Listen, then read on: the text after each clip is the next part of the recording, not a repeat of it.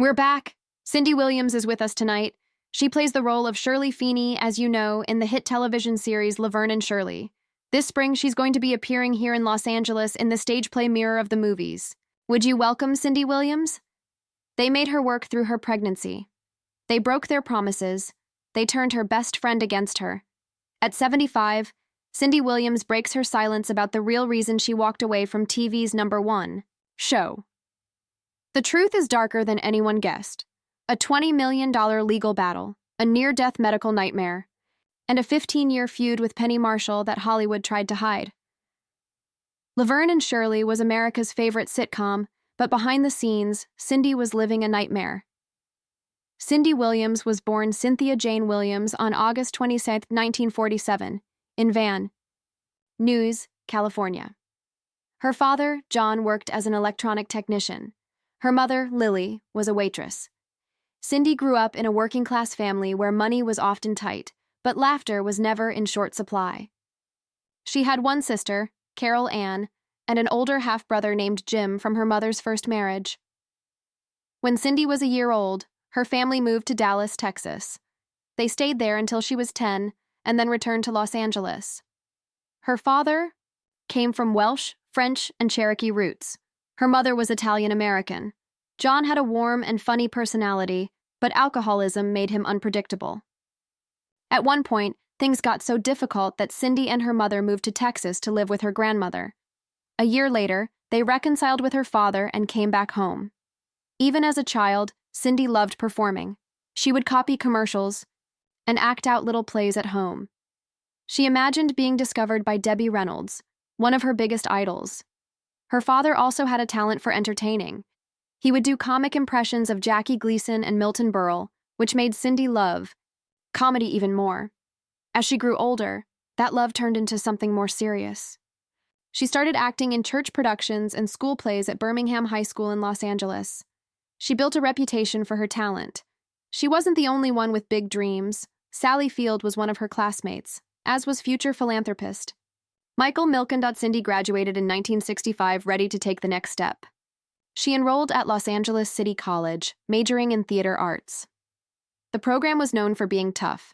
Out of 236 students, only 12 usually made it through.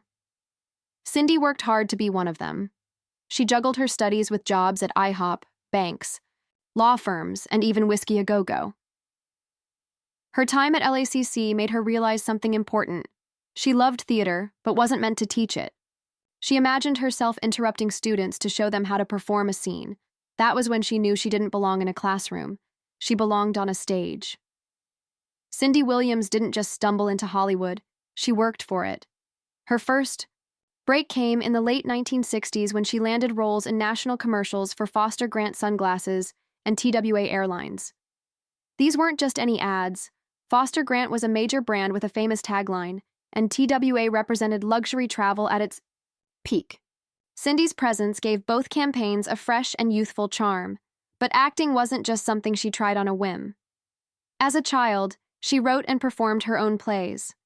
Her father's love for comedy, especially his impersonations of Jackie Gleason and Milton Berle, inspired her even more. Breaking into the industry wasn't easy. Cindy grew up in modest circumstances. While chasing auditions, she worked as a waitress to support herself.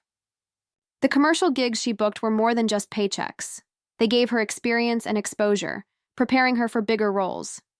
Casting directors noticed her ability to shine on camera, and soon she was stepping into the world of television. Her TV debut came with guest roles on popular shows like Room 222, 1969-1971, where she played Rhoda Zager in 3 episodes. The show was groundbreaking, tackling issues like racial integration in schools, and Cindy proved she could handle serious themes while keeping a relatable presence. Around the same time, she appeared in Nanny and the Professor and Love American Style. The latter was a light-hearted anthology about relationships, the perfect place for Cindy to show her comedic side. Between 1969 and 1975, she appeared in 23 films and television shows. Her work ethic was undeniable, and Hollywood was starting to take notice. One of those watching was Gary Marshall, a man who would later play a huge role in her career.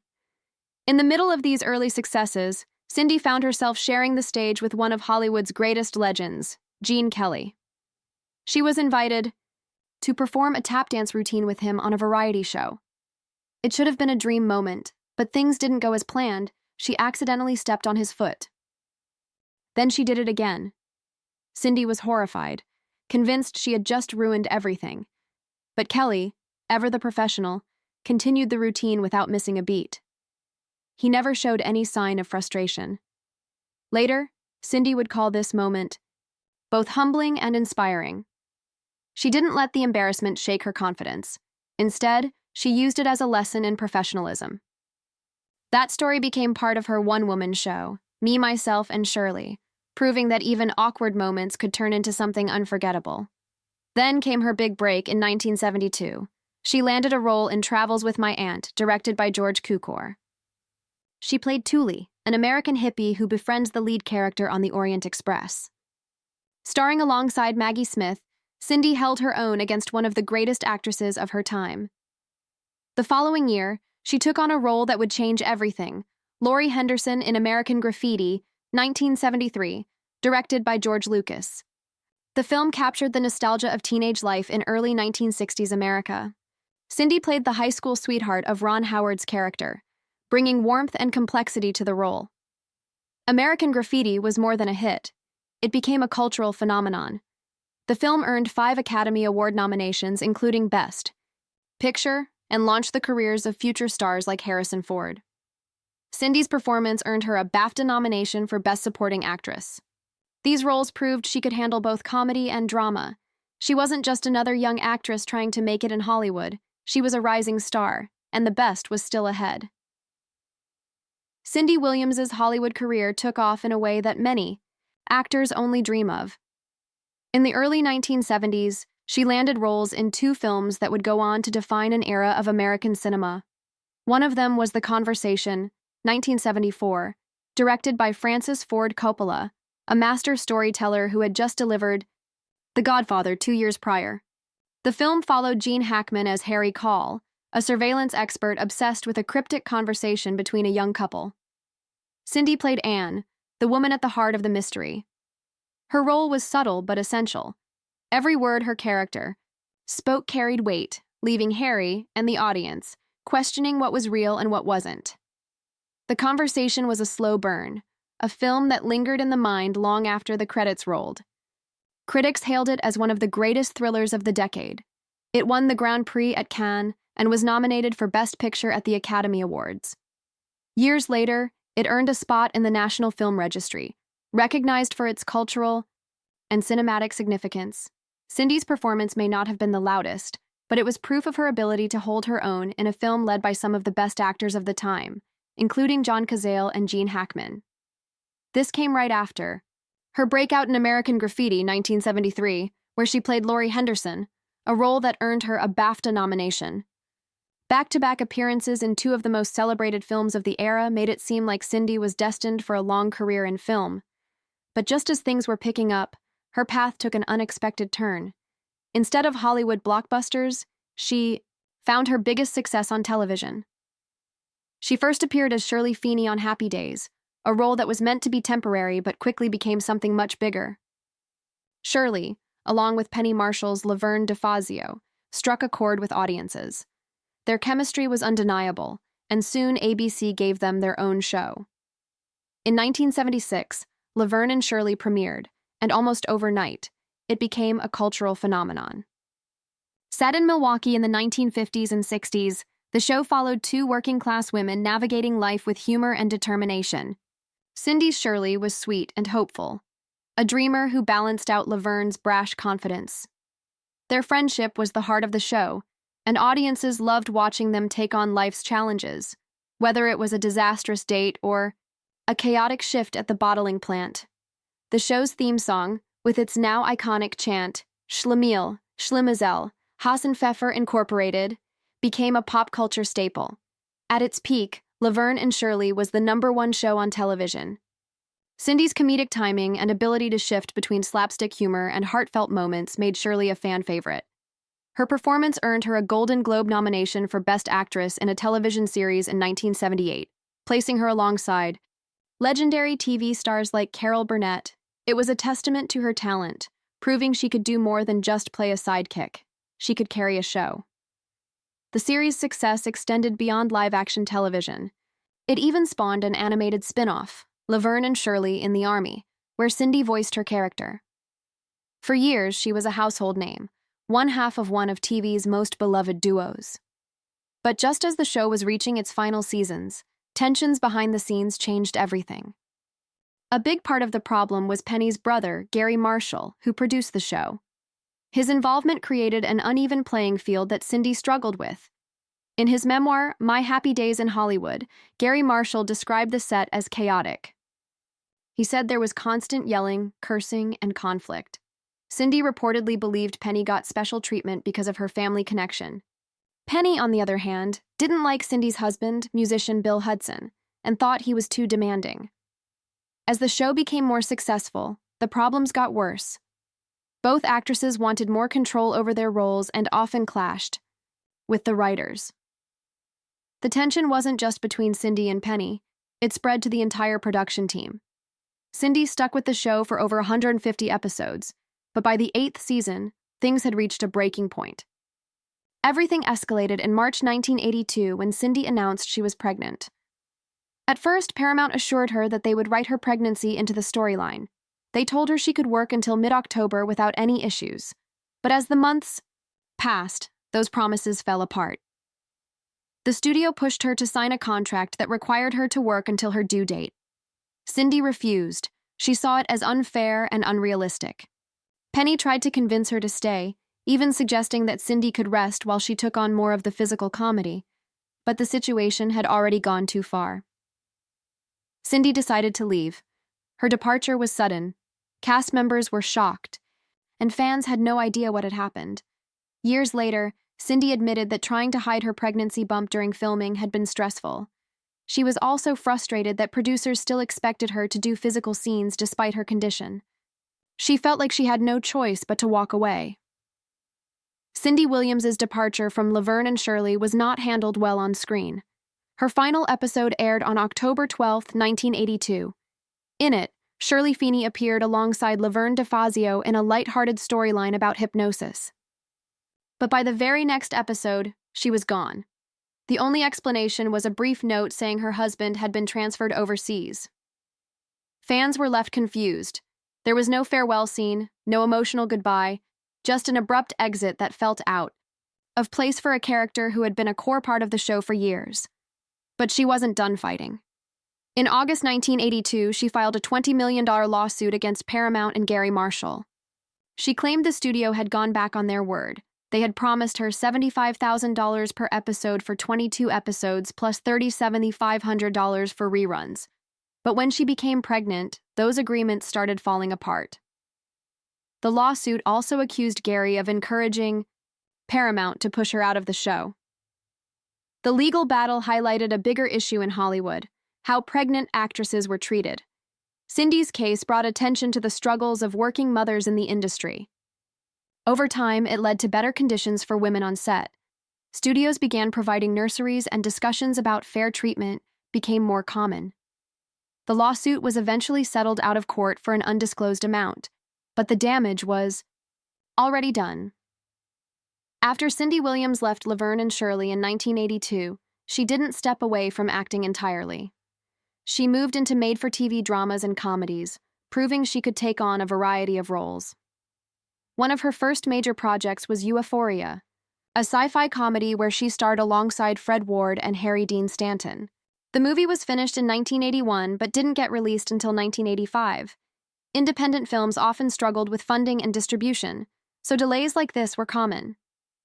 When it finally came out, it became another example of Williams' willingness to take on unique and unexpected projects. Television remained a big part of her career into 1990. She starred in Normal Life, a sitcom about a family dealing with everyday chaos. It didn't last long, but it kept her in the public eye. A few years later, she worked again with producers from Laverne and Shirley on Getting By, a sitcom that aired from 1993 to 1994. She played Kathy Haley, a single mother who shared a home with another single mom in suburban Illinois. The show only ran for 2 seasons, but it gave her a chance to play a relatable, down-to-earth character. She also made guest appearances on popular shows like 8 Simple Rules, Touched by an Angel, and Lois and Clark, The New Adventures of Superman. Her ability to switch between comedy and drama kept her working throughout the 1990s. But television wasn't her only focus. She also performed on stage in national tours of Grease and Moon Over Buffalo. Taking on live theater was a different challenge, but it showed how committed she was to her craft. Behind the scenes, she took on an unexpected role as a producer. She co-produced Father of the Bride in 1991 and its sequel, Father of the Bride Part 2, in 1995. Both films, starring Steve Martin and Diane Keaton, were major hits. The first movie made $89 million at the U.S. box office. The second made $76 million. Williams didn't just help produce these films. She played a key role in bringing them to life. Nancy Meyers, who co-wrote and produced both movies, later said that Williams was the one who suggested remaking the 1950s Spencer Tracy classic. That one idea helped shape Meyers' career and proved that Williams had a sharp eye for storytelling. She never lost touch with the fans who loved her as Shirley Feeney. She had a recurring role on For Your Love from 1998 to 2002, appearing as Ronnie in 4 episodes. It introduced her to a younger audience while still giving longtime fans a familiar face to enjoy. Reunion specials also kept her connected to her past.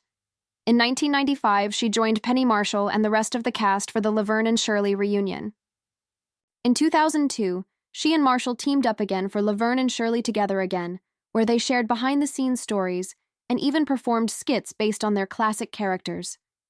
Even in the 2000s, she kept acting. In 2013, she appeared on Sam and Cat alongside Penny Marshall, a fun tribute to their history together. She never let herself be defined by just one role. She kept working, kept entertaining, and made sure her legacy lasted for decades after Laverne and Shirley ended. Cindy Williams was known to the world as Shirley Feeney from Laverne and Shirley, but her real life was a mix of love, family, and tough decisions. In 1982, she married musician Bill Hudson, a man she never expected to fall for. They met during a celebrity baseball game while Cindy was still starring in Laverne and Shirley. At first, she thought he was just another Hollywood playboy, but that changed when he sent her a Christmas gift, a book called Heart Sounds by Martha Lear. It was thoughtful and unexpected. That small gesture led to their first dinner together. Cindy later said the night completely changed how she saw him. When she met him in person again, she even thought he looked like a Greek god. Their relationship moved fast. They got married on May 1st, 1982, making Cindy the sister-in-law of Goldie Hawn and the stepmother of Kate and Oliver Hudson. That same year, she found out she was pregnant with her first child. But what should have been a happy time quickly turned into a battle. With the producers of Laverne and Shirley, her contract required her to work even on her due date. When she couldn't reach a fair agreement, she made a life-changing decision. She left the show in 1982. It was a major turning point in her career, but for Cindy, family came first. Over the years, she and Bill Hudson built a life together while raising their 2 children. Emily was born in 1982, followed by their son Zachary in 1986. Cindy loved being a mother, but also described it as a test by fire. She worked hard to keep her children out of the Hollywood spotlight, but they were always there to support her when it mattered. In 2004, when she received a star on the Hollywood Walk of Fame, Emily and Zachary stood proudly beside her. Blended family life wasn't always easy. Bill Hudson had 2 older children from his previous marriage to Goldie Hawn, and his relationship with them was complicated. Cindy did her best to create a warm home for everyone, but family dynamics were never simple. In 2021, Kate Hudson spoke about wanting to reconnect with her half-siblings, Emily and Zachary, showing that Cindy's efforts to build strong family bonds had a lasting impact. After 18 years of marriage, Cindy and Bill's relationship came to an end. In December 2000, she filed for divorce citing irreconcilable differences.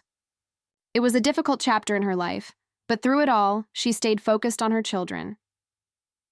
In 2015, Cindy shared her story with the world in her memoir, Shirley I Jest, co-written with Dave Smitherman.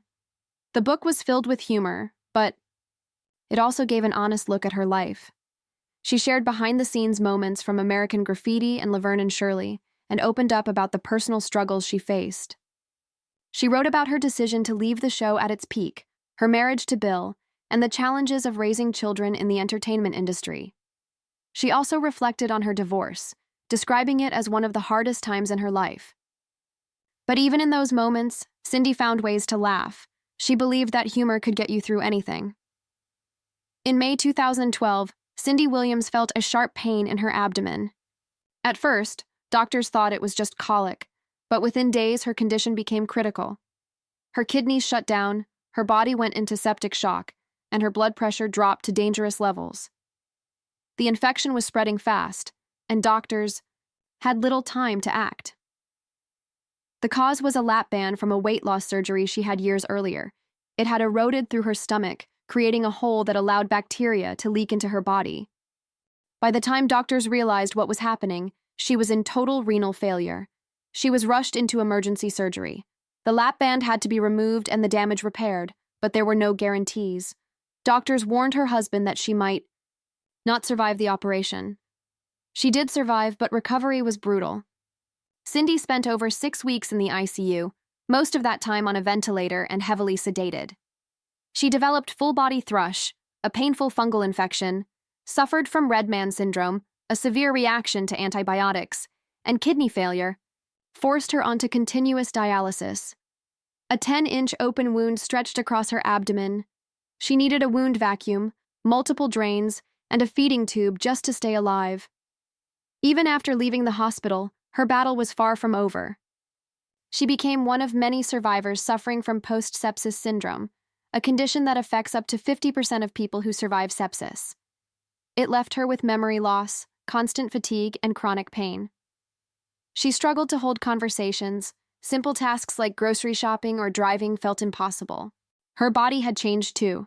She developed kidney cysts, bladder issues, and an enlarged liver. Her muscles ached from months of being bedridden. Even 5 years later, the trauma followed her. Nightmares, flashbacks, and a feeling that she was only a small part of the person she used to be. Friends who didn't understand what she was going through slowly drifted away. Despite everything, Cindy refused to stay silent. She became an advocate for sepsis awareness, using her story to warn others about the dangers of delayed diagnosis. She spoke about the early signs: fever, confusion, rapid heart rate, urging people to seek medical attention before it was too late. She also highlighted the lack of support for survivors. Many leave the hospital only to struggle alone with lasting health problems. Cindy Williams and Penny Marshall were more than just co-stars on Laverne and Shirley. They were a comedy duo that defined an era. But behind the scenes, their friendship had its challenges. Cindy left the show abruptly in 1982 due to a contract dispute related to her pregnancy. The sudden exit created tension that lasted for years. They rarely spoke, and for a long time, it seemed like their friendship was over. 15 years later, Penny reached out. She had just separated from her husband, Bill Hudson, and felt the need to reconnect. In her 2012 memoir, My Mother Was Nuts, Penny described how she and Cindy finally had an honest conversation. They talked about everything that had come between them. They let go of old grudges and reconnected like the friends they had once been. Cindy later said that no matter what had happened, they had too much history not to see each other as special friends. That reconciliation led to several reunions. In 2012, they appeared on Good Morning America, with Michael McKean and David Lander sharing memories of their time on the show. They also made a guest appearance on Nickelodeon's Sam and Cat, playing former TV creators who hadn't spoken in decades, a clever nod to their real-life journey. Despite past conflicts, their bond never disappeared. Cindy often said that some of her best laughs came from working with Penny. Their on-screen chemistry was undeniable, built on their differences. Penny was loud and unpredictable, Cindy more controlled and precise. Penny once described them as the perfect neat and sloppy opposites. Their contrasting styles made the comedy work, and audiences loved it. Even after Penny's passing in 2018 from complications related to diabetes, Cindy kept her memory alive. She spoke about their friendship in interviews and honored Penny on stage in her one-woman show, Me, Myself, and Shirley. Their connection was something she never wanted to forget. Cindy herself passed away on January 25, 2023, at the age of 75 after a brief illness. The news hit fans hard. Tributes poured in from Hollywood. Michael McKean shared memories of her kindness and humor. Rosario Dawson and Jason Alexander praised her work and legacy. Cindy's children, Zachary and Emily Hudson, described her as having a brilliant sense of humor that went beyond acting.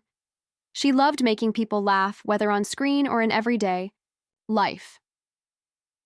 Beyond Hollywood, Cindy had a deep love for animals. She spent her life rescuing them and supporting animal charities. Her children spoke about how proud they were, not just of her career, but of the kindness she showed to the world. Cindy always believed in spreading joy, and she left behind a legacy of laughter and love.